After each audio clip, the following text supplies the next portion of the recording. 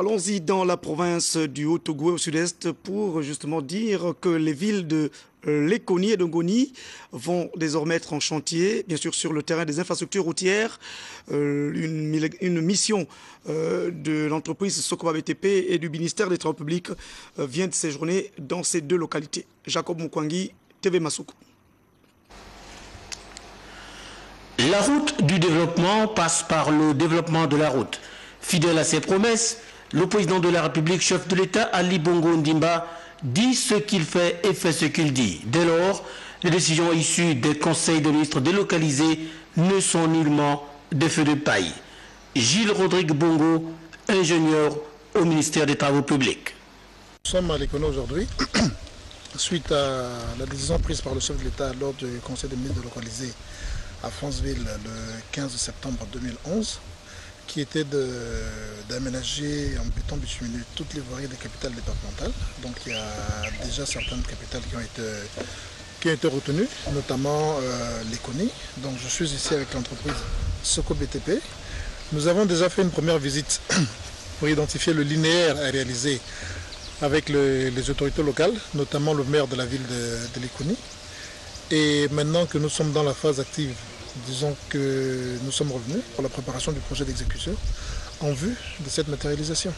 Retenu pour son expertise avérée en matière de route, Soko BTP, représenté par le directeur des travaux de route Dobrila Nedelkovic et Nenad Djordjevic, ingénieur, entend consacrer un peu plus de 18 mois pour remplir son contrat en bouclant les 7 km de Ngoni et 9 de Lekoni à la grande satisfaction des populations.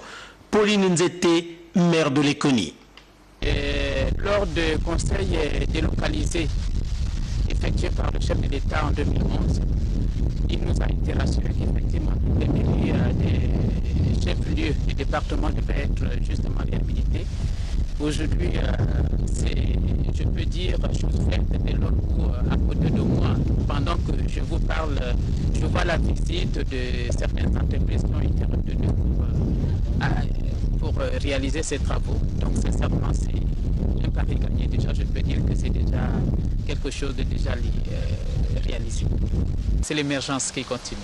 Marge de l'objet principal de leur mission, Rodrigue Bongo et les responsables de Soko BTP ont marqué des arrêts à plusieurs endroits entre Franceville et Lekoni, menacés par des fortes érosions regressives.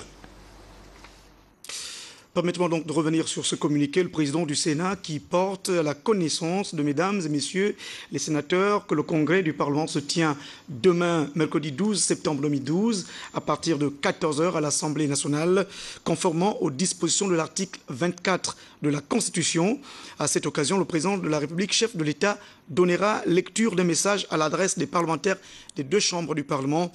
Cette adresse sera retransmise en direct sur Gabon Télévision et la Radio Nationale. Je disais en titre, donc, les rideaux sont tombés sur le séminaire de formation multidimensionnelle organisé par le ministère de l'Éducation nationale dans le but justement de redynamiser le système éducatif. Et c'était donc dans la province du Haut-Ogooué, il y avait du monde, mais aussi des résultats rassurants. Je vous propose ce reportage. Les séminaires de formation multidimensionnelle et d'échange, initiative du ministère de l'Éducation nationale à l'endroit de l'ensemble du corps enseignant du monde éducatif gabonais et plus particulièrement celui de la province du Haut-Ogooué, viennent de s'achever sur une note satisfaisante. De l'école communale B, l'ENIF, jusqu'à l'école publique de Makana, les enseignants et bien d'autres pédagogues de la dite province ont cogité sur divers modules dans l'objectif de renforcer leur capacité opérationnelle et ce, pour le bien de leurs futurs apprenants. Le message est passé entre formateurs et enseignants.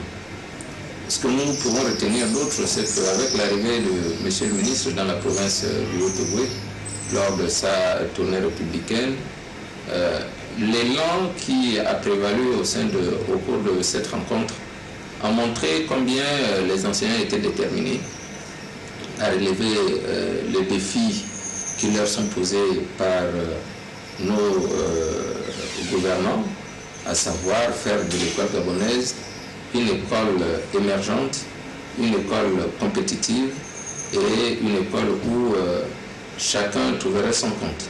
Quelques participants à cette rencontre du donner et du recevoir troisième du genre, organisés au seuil de la rentrée scolaire 2012-2013, ont reconnu le bien fondé d'une telle initiative.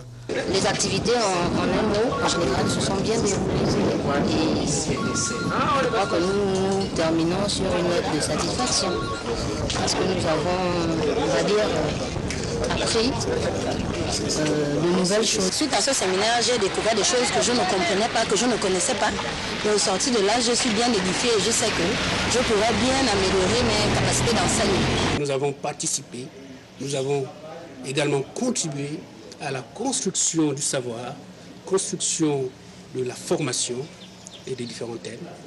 Ces modules vont en fait booster le niveau de l'enseignant que nous sommes, tout en nous aidant demain à faire de l'école gabonaise une école performante pour un Gabon émergent.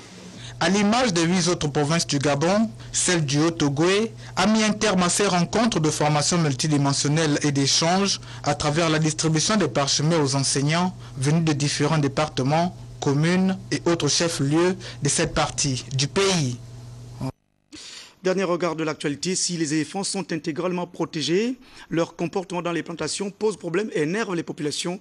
Mais il y a aussi l'incapacité présumée des responsables des eaux et forêts à pouvoir être capables de donner le nombre exact des éléphants sur le territoire national. Reportage. Comme pour les centaines de villages dans les 9 provinces du Gabon, les populations des regroupements Nyanga, Badi ou encore Monigou dans le canton nord auraient voulu profiter du bref séjour du chef de l'État Ali Bongo Ondimba dans le département de la Dola pour lui dire qu'elles sont ébranlées par la dévastation de leurs plantations par des éléphants. Les éléphants, honnêtement, ils sont en train de dévaster les plantations et nous sommes trop embêtés par ce genre de bêtes et sur quoi il y a le problème des eaux et forêts qui nous empêchent de les chasser. Jusqu'en 1985, ces villages du canton de la Nord produisaient environ 20 tonnes de taro par trimestre du fait de la richesse du sol. Devenue subsidiaire, la culture de la banane est à son tour prise d'assaut par des éléphants de plus en plus nombreux et dévastateurs. Les populations en appellent aux plus hautes autorités. On demande un peu au gouvernement de nous donner les moyens de les chasser parce qu'on ne sait plus comment les populations vont faire pour vivre s'ils dévastent toutes les plantations. Ces populations s'engagent à ne jamais chasser le moindre éléphant sans une autorisation légale de battue. Toutefois, elles se disent agacées par l'incapacité des autorités et des eaux et forêts, qui en assurent la protection, à ne pas pouvoir savoir combien il y a d'éléphants dans cette partie du territoire. C'est normal, ces agents des eaux et forêts ne rentrent même pas en brousse pour les compter, a ironisé un notable.